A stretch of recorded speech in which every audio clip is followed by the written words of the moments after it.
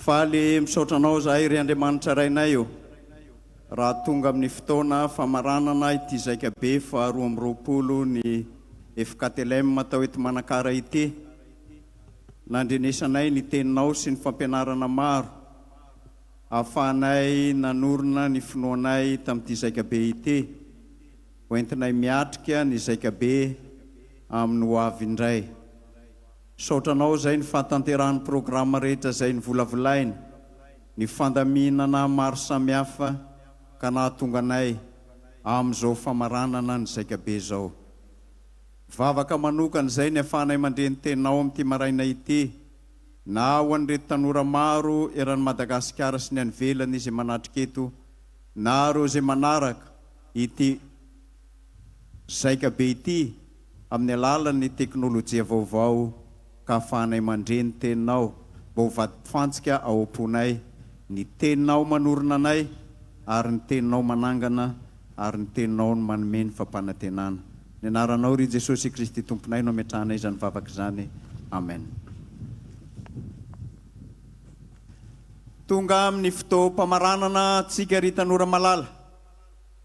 Ny tenin'Andriamanitra izay anjarantsika dia ny fanevany ty Zaikabe ity izay fahintsika rehetra, ka iarahantsika miara-miretona eo am-pitsanganana zany tenin'Andriamanitra zany. Araka ny hitantsika ao amin'ny Apokalipsy 2 dia ny 10:10. Apokalipsy 2 ny 10:10, zay rahantsika miretona amin'ny anaran'i Jesosy. Aoka ho mahatoky hatramin'ny fahafatesana ianao, dia homeko anao ny satro boninahitry ny fiainana. Amen.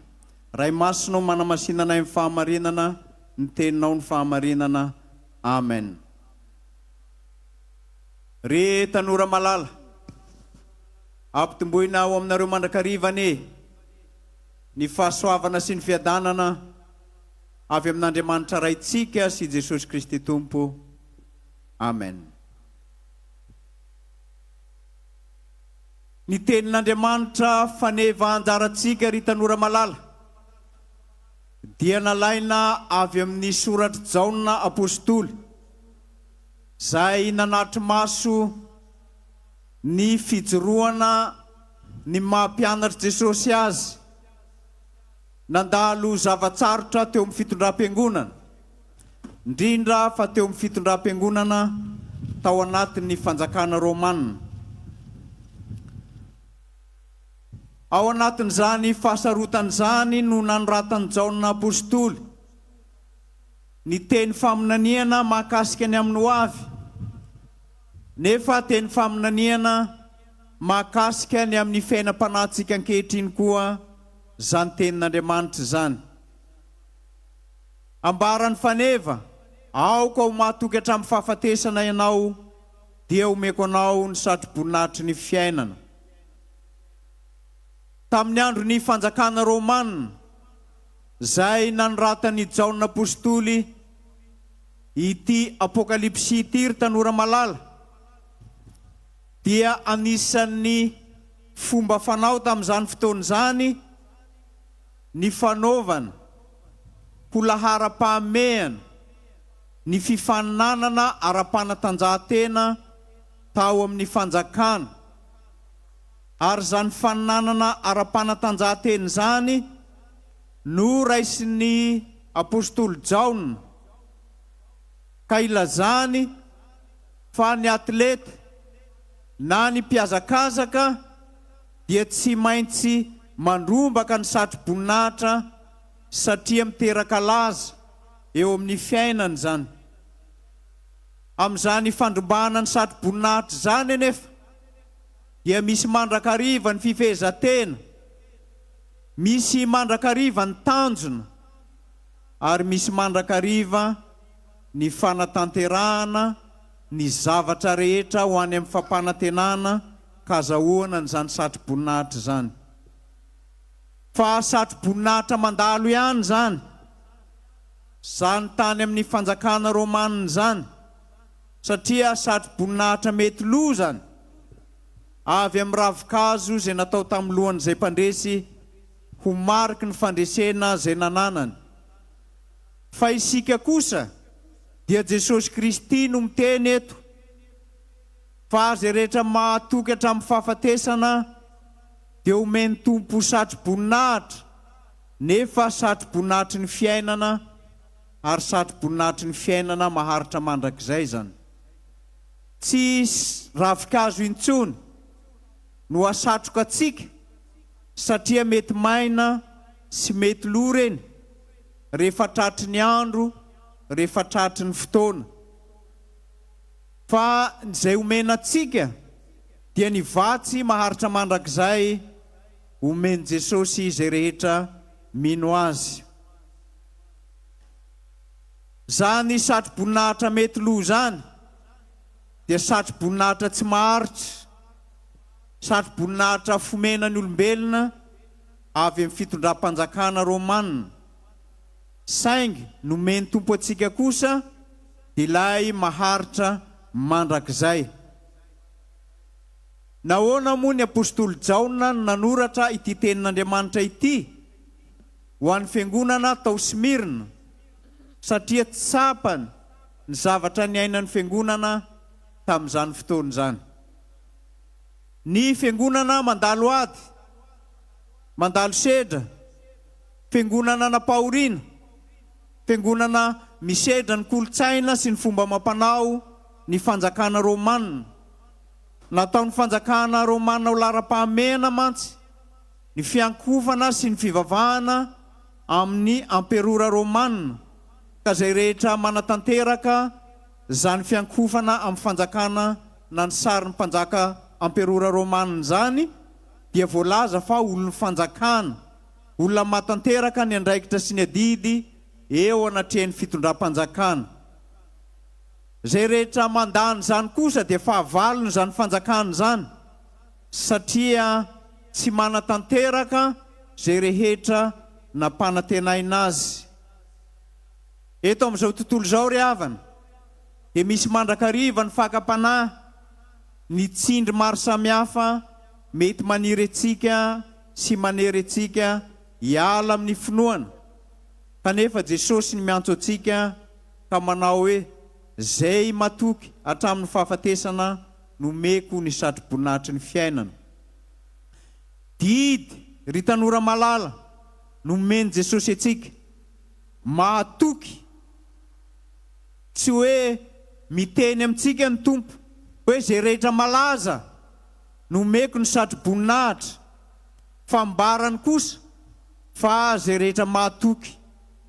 Tsy ambarany fa zay rehetra mahomby nomeny ny satro boninahitry ny fiainana, fa ambarany kosa fa zay rehetra mahatoky no ahazo zany ny satro boninahitry ny fiainana zany.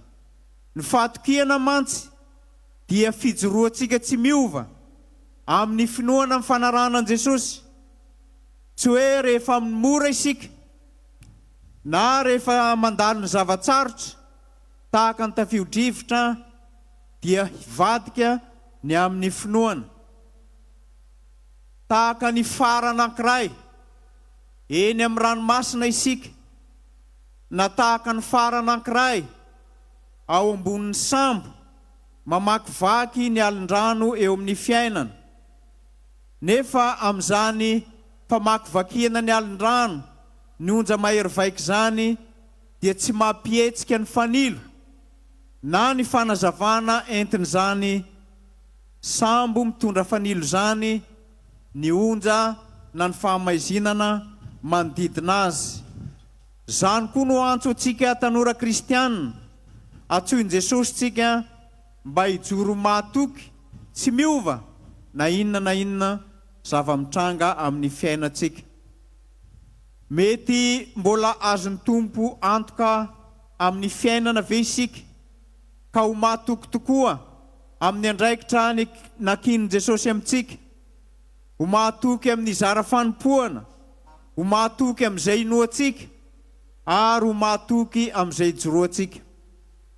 Herinandro latsaka no nampiorenana antsika teto amin'ity Zaikabe ity, nandrenesantsika ny tenin'Andriamanitra.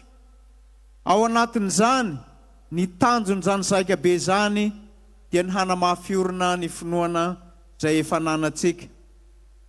Hiala eto isika, nefa hiala eto manam-pinoana. Hiala eto isika hiatrika ny fiarahamonina, hiatrika ny zavatsarotra miandry isika. Amin'ny alalan'izany indrindra no itenenan'ny Tompo fahoaka ho mahatoky isika.